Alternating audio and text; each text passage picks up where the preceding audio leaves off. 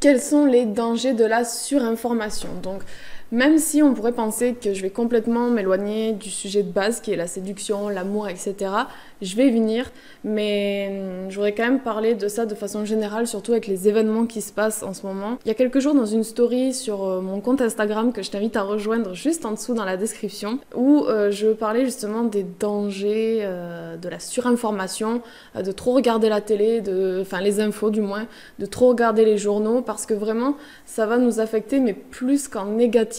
Tout simplement parce que sur WhatsApp, il y a votre famille qui s'inquiète, qui va commencer à vous écrire, et t'as vu ci, t'as vu ça, est-ce que toi tu vas bien, et peut-être qu'on l'a mais on sait pas. Ensuite sur Twitter vous allez voir une alerte d'actualité avec divers cas, donc ça va continuer à bien faire descendre votre morale et à bien vous inquiéter.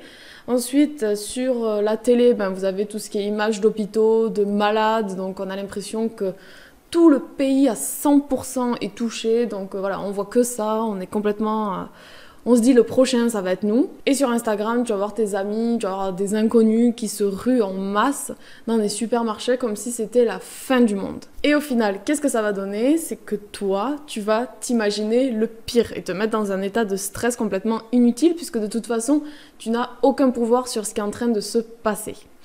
Et maintenant que j'ai dit ça, je voudrais le mettre en parallèle avec donc la séduction, l'amour. C'est que ça marche pareil, la surinformation. Par exemple, ça va pas trop bien avec ton copain actuellement ou avec le mec que t'es en train de fréquenter. T'en parles à ta meilleure amie. Elle va te dire que de toute façon, c'est un con, qu'il fait ça que pour te faire du mal, que si ça se passe pas bien dans la relation, c'est à cause de lui, parce qu'elle te connaît, t'es vraiment quelqu'un de génial.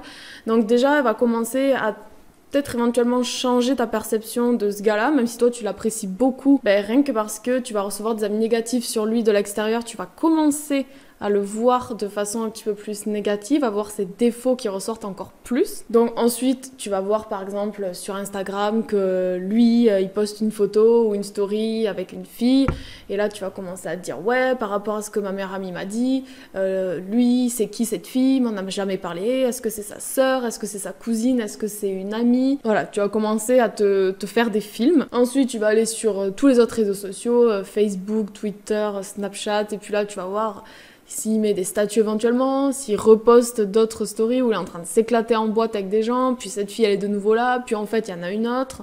Et toutes ces infos en fait que tu vas emmagasiner sur lui, plus ce que ta meilleure amie t'a dit ou n'importe quel ami t'aurait dit juste avant, ça va vraiment faire que tu vas avoir une montagne de suppositions qui va se créer dans ta tête. Et la supposition, c'est à dégager tout de suite.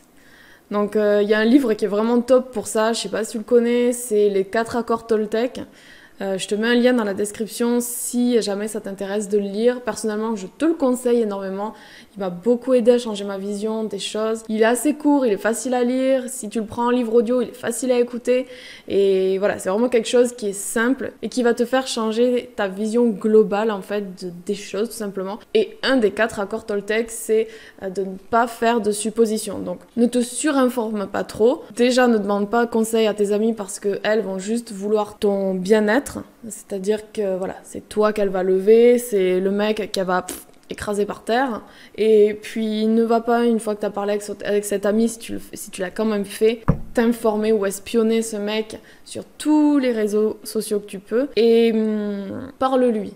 Si jamais voilà, cette fille, ça t'a stressé de la voir avec lui, ou tout simplement si ça va pas entre vous, c'est quelque chose qui te dérange, téléphone-lui, ou mieux va le voir et parlez-en en personne, en face à face. Ne fais pas ça par SMS parce que c'est pas du tout le mode et le moyen de communication adéquat et approprié pour ce genre de conversation-là. La vidéo est terminée, j'espère qu'elle t'a plu. N'hésite pas à t'abonner à la chaîne, à activer les notifications pour pas louper les prochaines vidéos. Si t'en as marre de toutes ces infos qu'on reçoit en pleine tête en ce moment et d'être coincé chez toi, n'hésite pas à mettre un gros like parce que je veux vraiment qu'on se soutienne dans cette période-là, que c'est vraiment la galère. On a vraiment besoin de se sentir soutenu et de sentir qu'on peut encore avoir une vie sociale. Commente la vidéo, partage-la et nous on se retrouve dans une prochaine vidéo. Prenez soin de vous, ciao ciao.